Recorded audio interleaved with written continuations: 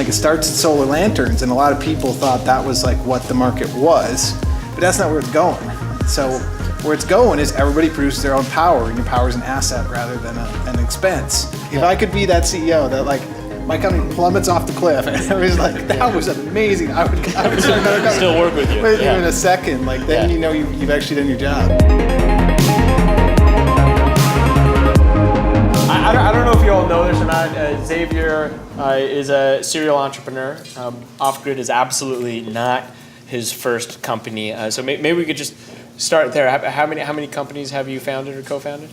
I guess I'd call it 4. 4? 4 with some like sub companies, so up to 6 or 7. 6 or 7? Yeah. And how do those go when you look back on your story as an entrepreneur throughout these different cycles? Can you tell us a little bit about the companies? Well, I'll tell you, first company I started, maybe you know me a little better. I leased a mini golf course when I was 14.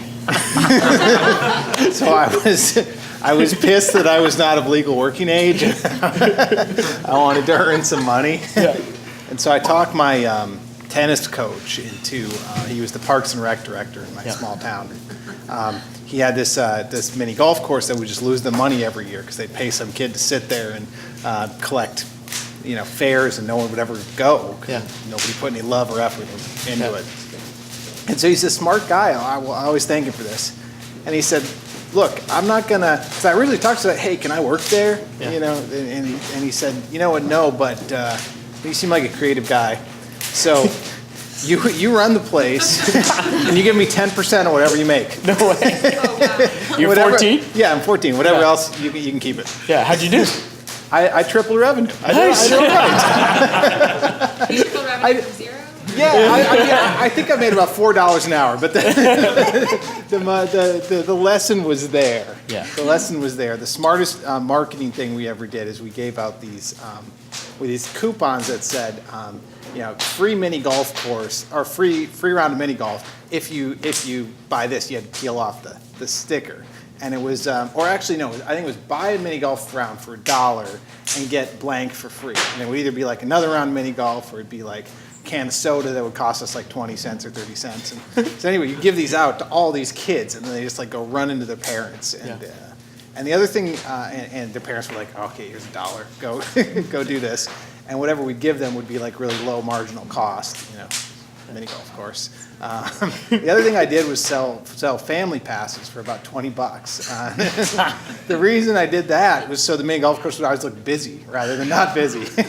Because these families would send their kids down every day, like go play mini golf so you don't bother us. And So you got the itch. I got the mini itch. golf. Yeah, so I got into web design when I was in '95 and was doing local websites, and I got to college and founded this company. It was like if you dig out the prehistory before there was Facebook, and you find like college websites that were actually kind of popular. Like I had this interesting website that was super popular at Notre Dame and Yale and UPenn and a few other places, like way back in 2000. Our number one thing was user-generated polls. So you would like post a poll like, who's the hottest girl on campus? Blank, blank, blank. And then inevitably someone would post a really like terrible poll like, who's the creepiest guy on campus? Blank, blank, blank, blank, blank. And those guys would all call us like hours later, like, take this down. We had like 5 disciplinary hearings on campus as a result of this website. So you have that. It's almost a Facebook like startup, and then. So I was going to head out to Silicon Valley but I stayed in school, which is a proven recipe to fail in Silicon Valley. Yeah. So sure enough, I stayed in school, and then 2001 .com crash happened before I could graduate from college. Yeah. So I ended up kind of bumming around for a year, and I started this business with 2 friends of mine running college book drives. And it was the most bizarre business, but the idea was that all the college textbooks that the bookstore wouldn't buy back from you, we had this theory that people would just donate them, and that you could sell them online on behalf of the charity and raise money for the charity by doing so. And that would actually create economic motivation to run these book drives. And it turns out it just worked like a charm. Amazon and half.com had just opened up, and so sales and marketing was, I mean, I'm stunted for life. I don't know how to do sales and marketing because of Amazon. They're so good at it. So you just list the book and then it would sell. It was easy. So you focus your entire energy on acquiring books. And so we went from one book drive to about 1,000 and something like 0 to 10 million revenue or something with bootstrap, completely bootstrap. Just collecting books, selling books, repeat. The only problem was we only got that revenue about 2 months out of the year. So the other 10 months of the year, where I was like desperate to like pay the rent and pay everybody back we brought money from, and, you know, and try to get a little better and do it the next time. So long story short, our breakthrough there, it took us like 3 or 4 years in that business to ask ourselves, like, who else would have books? And then about 5 seconds later, we were like, oh, libraries have books. Okay, let's talk to them. and so, brilliant. Yeah, this is brilliant. This is brilliant entrepreneurial skill. You guys will never be able to master this. And so we went to the American Library Association and got a table and made like this one-page flyer. And we're like, we will sell your books on the internet. And sure enough, we had like 300 libraries. They were all like, oh my God, we have all these books. We run these book sales. They waste our time. They don't make us any money. So you're telling me you'll just take all of our books and you won't charge us to do that? Like, yeah, we won't charge you. We will absolutely take all your books for no money up front. That is our value proposition to you. And so what our deal was, and this was a smart thing, and actually locked us in forever with these guys. I mean, still forever. We do it for New York Public Library, Brooklyn Public Library, you name it, huge systems. We said, we won't charge you a dime up front. If we sell a book, we'll basically deduct the kind of marginal cost of doing that, the shipping and so on, and then we'll pay you a revenue share. And we will also pay a literacy program revenue share. So at that point, we'd really codified that our mission was literacy, and we wanted to raise a bunch of money for literacy. So every book we sold, some was going to go to literacy. So there's a little program in Brooklyn called Brooklyn Reads. It probably gets $100,000 each year, like ballpark, because Brooklyn Public Library sends their books to us, and we sell them online. And Brooklyn Public Library probably gets $500,000, something like that. And so as a result, it's really hard when some vendor comes to them and says, okay, I'll sell your books on the internet for 5% more than these guys give you or whatever. They'll say, no way. Are you kidding? Like, Brooklyn Reads depends on these guys, and how can we trust this, this new group when, Better World's been doing this for years and years and years. Yeah. So Better World Books has grown revenue actually every year since it was founded. It was 2002. So maybe 70 million in revenue or something like that. Not going to take over the world. We have a very tiny niche, which sell a lot of used books on the internet. Still a time of change. People still buy paper books. I love my paper books. Tried the Kindle for a while. It didn't work for me. But anyway, learned a lot. I actually spun a software company out of that. That was some technology we built because we were really smart about automated online pricing in the early days of that. Yeah. And so there was a lot of value to be created by taking the same book and selling it on every possible website you could sell books on. And that's actually still true today. Yeah. And then you stepped out of that company. Yeah, I stepped out. So I was in full time for about 7 years, and I just got to a point where I felt like Better World was really good at one thing, and it was going to kind of keep doing that thing. Yeah. And every time you tried to come up with a crazy idea, you generally just lost the company money and distracted everyone from the thing they were good at and needed to do more of. Yeah. And so I kind of focused on that and said, okay, I want to do personally. I just want to work on something else. Yeah.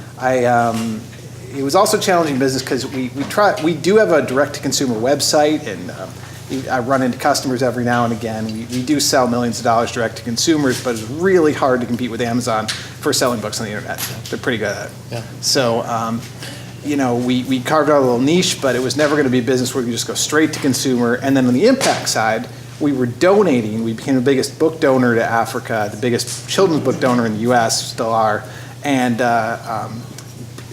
huge funder. So we funded $20 million through literacy programs all over the place. But it was never direct impact. Yeah, totally. Other than kind of giving away the books, which is cool. But other than that, it was never like, oh, we actually systematically improved literacy. So I think all of these startups, if anybody in the U.S. was watching this interview, they could probably relate to them. But then you took a leap, and you ended up in Tanzania for the company you're working on now. And how did that happen? What drew you into that market? And tell us a little bit about Off-Grid. Man, that was just a ridiculous idea. I can't believe it worked out. I mean, it hasn't worked out yet. Like, it's fate's still to be written, but at least like we are serving some customers. So how'd that work? So I was lucky enough to get the Skoll Scholarship to Oxford. So I got, it's a wonderful, wonderful program. And basically you get an Oxford MBA paid for free, and it's a year-long program. And so you go there and spend some time and think about big problems in the world. So I went there, and I just got obsessed with this thing about off-grid energy. So I'd experienced it firsthand because I'd been traveling in Africa. I was very interested in Africa and its growth. I was very interested in solar, and I felt like solar was like this incredible revolutionary technology that would find all these interesting applications, but they wouldn't be immediately obvious. And then like the places where they're probably the most useful would not be even the first places they'd be adopted. So like in the US, like our electrical grid works. So if you adopt solar, it's either for green reasons or because it's cheaper than the grid. Yeah. And that's relatively hard to do. But if you just need electricity, like this technology you can just put on your roof and here comes electricity, like that's completely revolutionary. And it takes, but making that relevant for the average person, it's not just as though it's as simple as that. Yeah. So that was what really fascinated me about the market.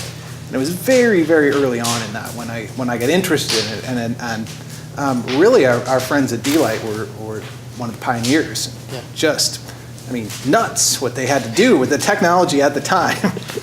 They did not have these fancy cheap LEDs and these lithium batteries. It was really expensive stuff, and they were gutsy, and they got in early and just started making it work. Yep. It's not an easy journey. So then I looked at them, and I looked at some of the other guys, and was like, okay, well, where is this going? Like where it's going is like people doing real like big power. Like it starts at solar lanterns, and a lot of people thought that was like what the market was. But actually, that was like the nascent seed. It was like the internet in '95 when we had like no useful websites and everyone was on a dial-up modem and but that's not where it's going. So where it's going is everybody produces their own power, and your power is an asset rather than an expense. And solar gives us this ability to have power be scalable. So if I need a little bit of power and I can afford a little bit, I can pay for that. And I can kind of build on it. Whereas the grid is binary. You either have it or you don't, which is why there's 1.2 billion or so people who don't have the grid at all. Then at least that many who have a grid that's so unreliable that they, it's almost unfunctional. Yeah. And so, can you walk us through? I think a lot of people, you look at solar and you look at its ability to replace fuels like kerosene, and if you say we're selling this at a price that's cheaper than kerosene at a daily rate, and then you can lease to own potentially. The model seems to make sense, but how hard has it been to actually execute on the idea, and what's been hardest? Fucking difficult. Let me just tell you. So it turns out I didn't just get to build one startup in this company. Yeah. I had to build a hardware startup, but that's just like the entry point. Then I had to build an African sales and distribution startup to sell my hardware startup's products. Yeah. But then I had to build a consumer finance startup because so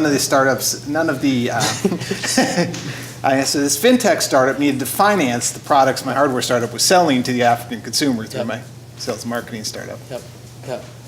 And then I needed to build a software startup to manage all this because it's almost impossible to integrate with every mobile payment system in Africa and keep track of salespeople and service people running all over the place and 100,000 plus customers, like keep track of all that without some really good software. So building all these startups at once is expensive. It's difficult. Operating across time zones, across geographies. It's tough because I don't have personal context. I didn't grow up off the grid. So I have to learn the language, learn the context, learn the environment. That's why I moved to Tanzania when we started the company.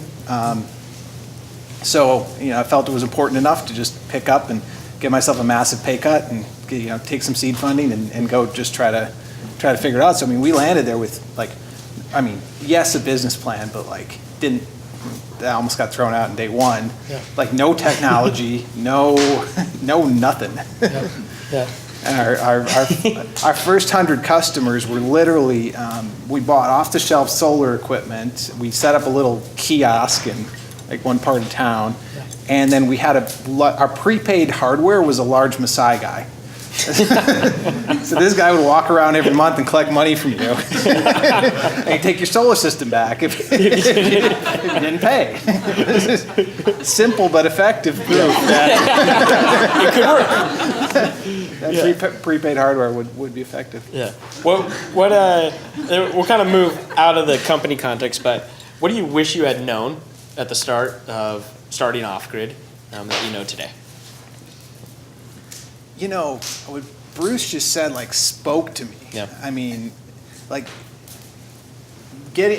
think this is what Jeff did so right. Not only is he a brilliant marketer, but he's focused so heavily on the culture and the processes of operating in the company, and so that it's just an awesome place to work. Yep.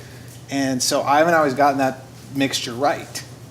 So building up HR debt and building up these other things as you're just barreling ahead at the target. That's all my obsession has been lately is what do the best managers in the world do, and how do they do it, and how do they keep people aligned, how do they write performance reviews, how do they build these structures, because people love working for great managers. There's a story about Bill Campbell, who's one of Silicon Valley's great coaches. He had a hardware startup that was a massive failure. Raised a ton of money, just plummeted into the abyss. And everyone who worked with him said that was one of the best experiences of my professional career. That's amazing. And that's who I want to be. If I could be that CEO that my company plummets off the cliff, and I was that was amazing. I would still work with you. In a second, then you've actually done your job. Yeah. So what are you implementing to lean towards that? So what am I implementing? I think it's the CEO's job to train. So every time I get a good idea, I'm not just hey guys, here's a good idea. I'm okay, I'm just gonna beat this into everybody's head. Upper level, lower level, lower level. Here's how we run a good meeting. So I'm gonna set the example of here's how we run a good meeting. Then I'm gonna crash some meetings, make sure that they're actually being run to that standard. I'm gonna, I look for, I think OKRs are a really good tool, and we get very militant about those in our company. And I think a lot of this is actually process enforcement. Yeah. I heard a really, really good HR person who started a couple weeks ago, realizing more and more that that's one of your most important hires, and then people do it way too late. It's really a CEO's one of your most important partners, someone you can have honest conversations with about where you're coming up short as a team, where some people aren't scaling, some people are. Yeah. Wait, last question, then we'll get to dinner. Curious on the personal side. So you've been in the hardship and the muck of starting new companies since you were 13. Yep. How do you balance that with family? How do you think about that? That's been a real challenge, honestly. So I have two kids, 6 and 3.